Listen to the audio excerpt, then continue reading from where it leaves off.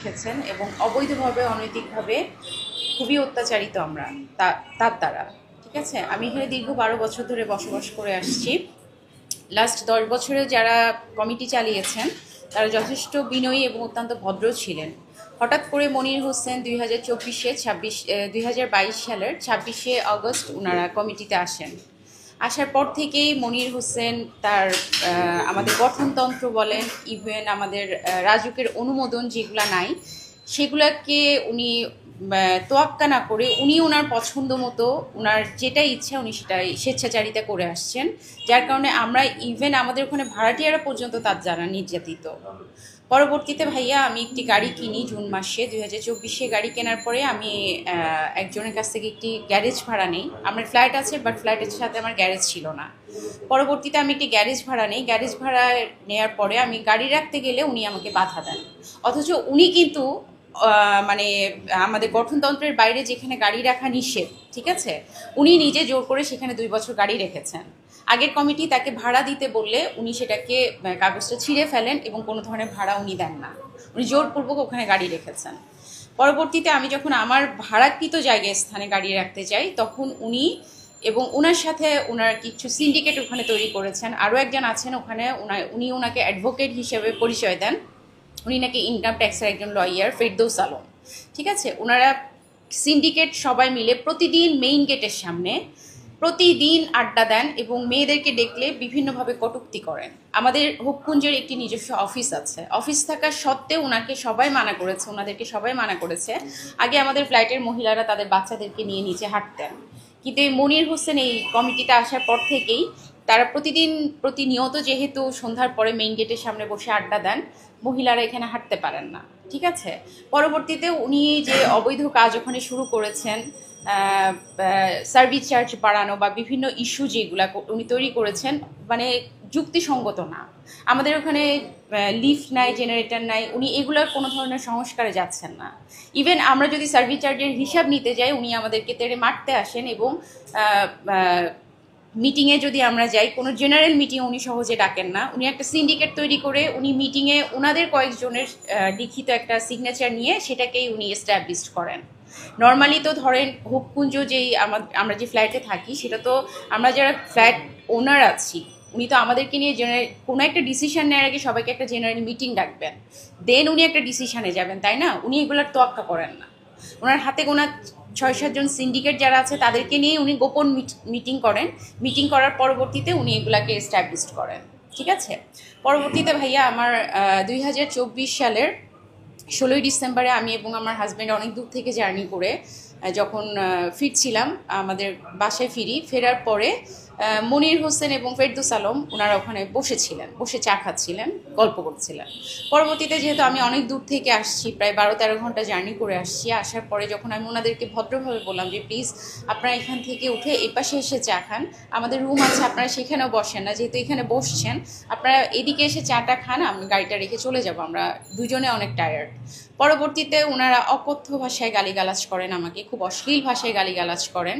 স্বাভাবিক ভাইয়া, আপনাদের সবার ঘরে নিশ্চয়ই মা বোন আছে, ওয়াইফ আছে, আপনাদের পাশে যদি আপনাদের মা বোন বা ওয়াইফকে কেউ এই ধরনের অশ্লীল ভাষায় গালিগালাজ করে আমার মনে হয় না আপনারা কেউ বসে থাকবেন চুপ করে, সবাই প্রতিবাদ করবেন। তখন আমার হাজব্যান্ড এটাকে প্রতিবাদ করতে গেলে তাদের সাথে একটা ক্লাসে জড়ানোর একটা পর্যায়ে আমার হাজব্যান্ড প্রথমে তাদেরকে মারতে যায়, ওদিক থেকে মনির হোসেনও মারতে আসেন, কিন্তু মাঝখানে একজন দারোয়ান থাকার কারণে তারা কেউ কারো গায়ে হাত তুলতে পারে না। কিছুক্ষণ পরে ফেরদৌস আলম আমার হাজব্যান্ডের উপরে এমনভাবে অ্যাটাক শুরু করলেন, প্রচণ্ডভাবে মারধর শুরু করলেন। তখন আমি আমার হাজব্যান্ডকে সেভ করতে চাই, যেহেতু ওনারা দুইজনে মিলে আমার হাজব্যান্ডকে মারছেন। তখন আমার হাজব্যান্ডকে সেভ করতে গেলে মনির হোসেন এবং ফেরদৌস আলম দুইজনই আমাকেও অ্যাটাক করেন, আমার গায়ে পর্যন্ত হাত তোলেন, যেটা প্রত্যেকটা সিসিটিভির ফুটেজ আমি আপনাদের হোয়াটসঅ্যাপে সবাইকে পাঠিয়ে দিব। ঠিক আছে, পরবর্তীতে আমি থানাতে যাই, থানাতে আমি মামলা করতে না পারার কারণে আমার এটা 16 তারিখের ঘটনা, 18 তারিখে আমার সিএমএম কোর্টে একটি সিআর মামলা করি। সিআর মামলা করার পর থেকে মামলাটি এখনো পর্যন্ত তদন্তাধীন আছে, ওনারা এখনো রিপোর্ট দিতে পারেনি যেহেতু আমাদের এমসি রিপোর্টটা আসেনি। ঠিক আছে, পরবর্তীতে এমসি রিপোর্টটা না আসার কারণে যেহেতু তদন্তাধীন আছেন, পিবিআইতে যাওয়ার পর থেকেই ওনারা বিভিন্নভাবে আমাকে বিভিন্ন মহল থেকে বিভিন্ন জায়গা থেকে আমাকে মামলা তোলার জন্য হুমকি দিচ্ছেন। এবং এই 2 বছর যে উনি সভাপতি ছিলেন, 2 বছরে যদি উনার বিরুদ্ধে কেউ কথা বলেছেন, উনি সবসময় সবাইকে একটাই হুমকি দিতেন, আমি 18তম বিসিএস ক্যাডার, আমার অনেক ডিআইজি বন্ধু আছে, ইভেন আমার জেলা যত জাজ আছে সবাই আমার পরিচিত, সো উনার এগেনস্টে যদি আমরা কেউ কথা বলি সেক্ষেত্রে উনি আমাদেরকে মিথ্যা মামলায় ফাঁসিয়ে জেল খাটাবেন। তো অনেকেই ওখানে, আমরা যারা বসবাস করি খুবই ভদ্র মানুষ, তো ওনার এই হুমকির কারণে অনেকে চুপ করে থাকে, কেউ কিছু বলে না। কিন্তু আমি বা আমরা আরও কয়েকজন আছি যারা প্রতিবাদ করছি, প্রতিবাদ করার পর কারণেই আজকে আমার এই অবস্থানে আসতে হয়েছে। ঠিক আছে, আমি যদি আজকে ওনার সাথে তাল মিলিয়ে ওখানে চলতে পারতাম হয়তো এই ধরনের ঘটনাটা ঘটতো না, কিন্তু আমি ওনার সাথে তাল মিলাতে পারিনি, কারণ আমি অন্যায়ের প্রতিবাদ করেছি। উনি একটার পর একটা অন্যায় করেই যাচ্ছেন আমাদের সাথে। পরবর্তীতে ভাইয়া পিবিআইতে মামলাটা যাওয়ার পর থেকেই উনি আমাকে বিভিন্ন মহল থেকে সামনাসামনি দেখা হলে বিভিন্ন জায়গা থেকে হুমকি দিয়ে মামলাটা তোলার জন্য প্রেশারাইজ করেছেন। তো পরবর্তীতে লাস্ট হচ্ছে আপনার এই 2025-এর এপ্রিলের 11 তারিখে হাতিঝিল থানায় 2 পক্ষকে নিয়ে একটি মিটিং করা হয়, একটি সালিশের জন্য বসা হয়। সালিশে বসার পরেও উনি যখন কোনোভাবেই আমাকে থানাতেও নত করতে পারেননি, যেহেতু আমার এবং আমার স্বামীর গায়ে হাত তোলা হয়েছে, সেখানে আমি কেন নত হব? ঠিক আছে, একজন শিক্ষক হয়ে তুমি আমার গায়ে হাত তুলতে পারেন না, আমার হাজব্যান্ডের গায়ে হাত তুলতে পারেন না। ঠিক আছে, আমি একজনের কাছ থেকে পার্কিং নিয়েছি, পার্কিংয়ের টাকা কেন আমার তাকে দিতে হবে? উনি কেন আমাদের হিসাব দেন না, আমাদের সার্ভিস চার্জের হিসাব দেন না? ওনার মেয়াদ শেষ হয়ে গিয়েছে অলরেডি, সভাপতি থেকে অনেক মাস হয়েছে, উনি এখনো পর্যন্ত নির্বাচন দিচ্ছেন না। উনি থানায় সবার সামনে বলে এসছেন আমি যতদিন পর্যন্ত মামলা না তুলব উনি নির্বাচন দিবেন না। ওনার তো এটা বলার রাইট নাই। ঠিক আছে, তারপরে উনি আরও দাবি করেছেন তার মামলার টাকা যেন আমাদের কমিটি এবং আমরা যারা ফ্লাইট ওনার্স আছি, ভাড়াটিয়া যারা আছি, আমরা সবাই মিলে তারটা বহন করব। কেন বহন করব? উনি গায়ে পড়ে ঝগড়া করবেন, উনি গায়ে পড়ে আমাদের গায়ে হাত তুলবেন, ওনার মামলার টাকা আমরা কেন বহন করব? এটা নিয়ে অনেকে প্রতিবাদ করেছে। আমার নাগরিক টিভিতে এবং ইত্তেফাকে একটা নিউজ, ইনক্লাবে একটা নিউজ গিয়েছে, এবং পরবর্তীতে নাগরিক টিভি আমাদের বাসায় এসে 2 পক্ষের সাথে কথা বলে একটি নিউজ করেছে, যেটা আপনার নাগরিক টিভির পেজে ঢুকলেই দেখতে পারবেন। এই নাগরিক টিভিতে আপনার নিউজটা হওয়ার পর থেকে মনিরের 2 মেয়ে আফরা বিনতে মনির এবং রাফা আরশি, এরা 2জনই হচ্ছে মনিরের মেয়ে। আপনারা সকলেই পেজটাতে ঢুকলে দেখবেন তারা কি অশ্লীল ভাষায় আমাকে কটূক্তি করছেন। ঠিক আছে, শুধু আমাকে না, আমাদের ওখানে আরও একজন ফ্লাইট ওনার আছে, ওনার নামে ওনারা বিভিন্নভাবে অশালীন ভাষায় কটূক্তি করছেন। তো আমার কথা হচ্ছে, একজন শিক্ষকের পরিবার সম্পর্কে আপনারা তার 2 মেয়ের কমেন্টস পড়লেই আপনারা দেখতে পারবেন, জানতে পারবেন যে তার কি ধরনের পরিবার, তার বাবা তাকে কি শিক্ষা দিয়েছেন। আর একজন শিক্ষক হয়ে উনি কিভাবে একটা মহিলার গায়ে হাত তুলেন, এটা আমি আপনাদের কাছে প্রশ্নটা রেখে দিলাম। উনি পরবর্তীতে ভাইয়া আমি যখন মামলাটা না তুলি, থানায় বসেও যখন 14 তারিখে 11 তারিখে আমরা মিটিং হওয়ার পরেও যখন আমাকে ওনারা রাজি করাতে পারেননি, পরবর্তীতে ওনারা কি করলেন, ওনারা থাকেন 2 তলাতে, আমরা একই ফ্ল্যাটেই থাকি, আমি থাকি 5 তলাতে। ওনাদের একটি বিড়াল মারা গিয়েছে, কিভাবে মারা গিয়েছে আমরা আদেও জানি না। ঠিক আছে, তো সকাল 11টার সময় আমরা ওনাদের চিল্লাচিল্লি শুনে ঘুম থেকে উঠে পড়ি। ঘুম থেকে ওঠার পরে আমার হাজবেন্ড নিচে ফোন দেয়, ইন্টারকমে দারোয়ানকে জিজ্ঞাসা করে যে কি হয়েছে নিচে। পরবর্তীতে দারোয়ান জানায় যে তাদের মনির সাহেবের বিড়ালটা নাকি মারা গিয়েছে।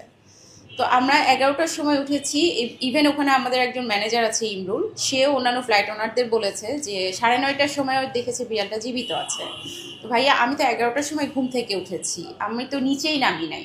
পরবর্তীতে যখন আমি বুঝলাম যে আমাকে ষড়যন্ত্রে ফাঁসানো হচ্ছে, আমি সিসিটিভির ফুটেজ নিতে যাই। সেই ক্ষেত্রে সিসিটিভির ফুটেজ আমি নিতে পারিনি, কারণ সিসিটিভির মনিটরটা যেই রুমে আছে সেই রুমের চাবি মনি নিজের কাছে আটকে রেখেছে। ঠিক আছে, সেটারও আমার কাছে অডিও রেকর্ড আছে, আপনারা যদি চান আমি এখন শোনাতে পারি, বা আপনাদের পার্সোনালি যদি হোয়াটসঅ্যাপ যে নাম্বারগুলো আছে আমি সেখানে পাঠাতে পারি। ঠিক আছে, ইভেন আমি নাগরিক টিভি সাক্ষাৎকারেও বলেছি, ওখানে দেখবেন ইমরুল নামে একটা ছেলে আছে, সে নিজে মুখে স্বীকার করেছে ম্যানেজার যে চাবিটা মনির হোসেন এবং ফেরদৌস আলমের কাছে আছে। তো আমার কথা হচ্ছে ভাইয়া, আমাদের অফিসের চাবি এটা তো আমাদের সবার চাবি, উনি তো নিয়ে আটকে রাখতে পারেন না, তাহলে এটা উনি উদ্দেশ্য প্রণীতভাবে আমাকে ফাঁসানোর জন্যই করেছেন। না হলে তো উনি চাবিটা কেন আটকে রাখবেন? আমার কি রাইটস নাই? বিড়ালের মৃত্যুটা আমি যদি আমার কাছে আজকে সিসিটিভির ফুটেজটা থাকতো, আমাদের সিঁড়ির ওখানে সিসিটিভি ক্যামেরা আছে, ক্যামেরাতে আমি যদি সিসিটিভি ফুটেজটা নিতে পারতাম, আপনারা তো সবাই দেখতে পারতেন, যে আমি নিচে নেমেছি কিনা।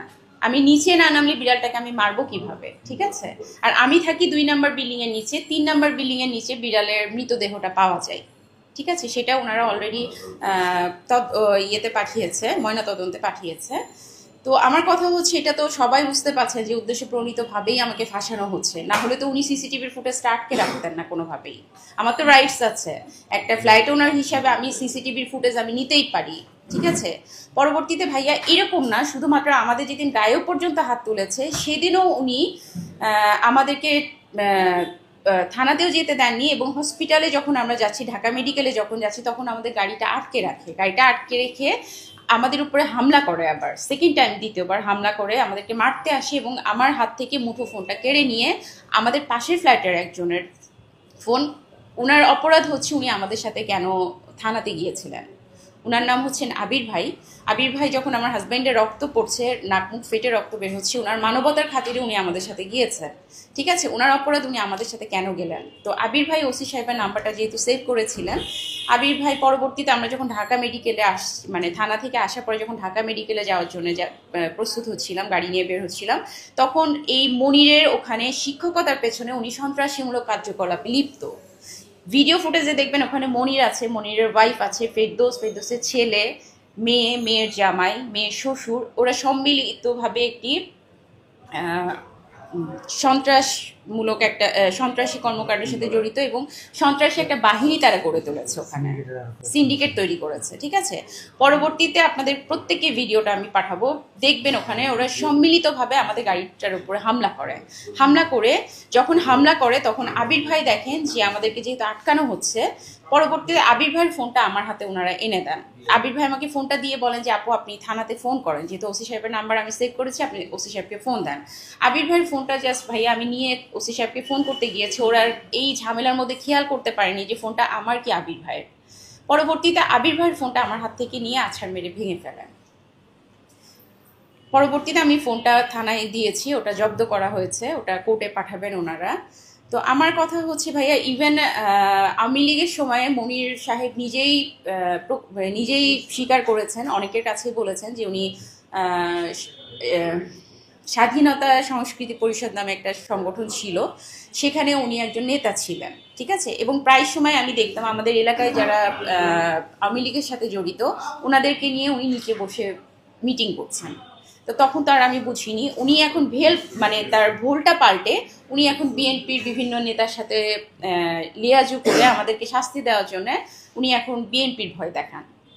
তো কথায় কথায় ভাইয়া, একজন শিক্ষক যদি এরকম রাজনীতির লোকজনকে নিয়ে আমাদেরকে শাসান বা আমাদেরকে এভাবে গায়ে হাত তুলেন এবং এ ধরনের কার্যকলাপের সাথে জড়িত থাকেন, এটা একটা শিক্ষকের কাছে তো আমাদের কাম্য না।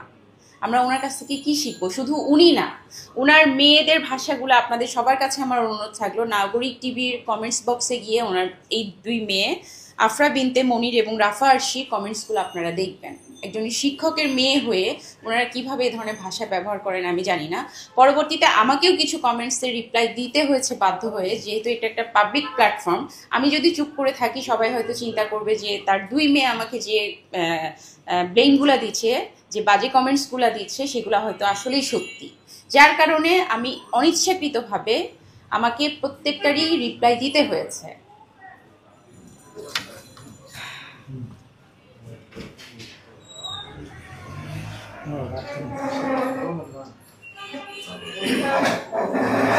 আচ্ছা, আমার আরেকটু আছে বাকি। এখন আমার প্রশ্ন হচ্ছে ভাইয়া, আমি দীর্ঘ এত বছর ধরে এই সঙ্গীত জগতে আছি এবং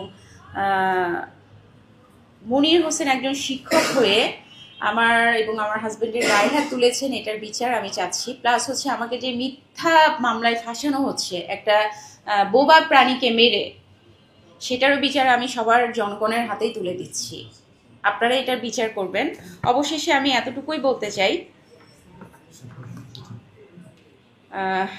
আওয়ামী লীগের দোসর ফ্যাসিস্ট মনিরের এবং তার সাথে সহযোগী যারা আছেন সকলের বিরুদ্ধে তদন্তমূলক পূর্বক ব্যবস্থা গ্রহণ করে জরুরি হয়ে পড়েছে।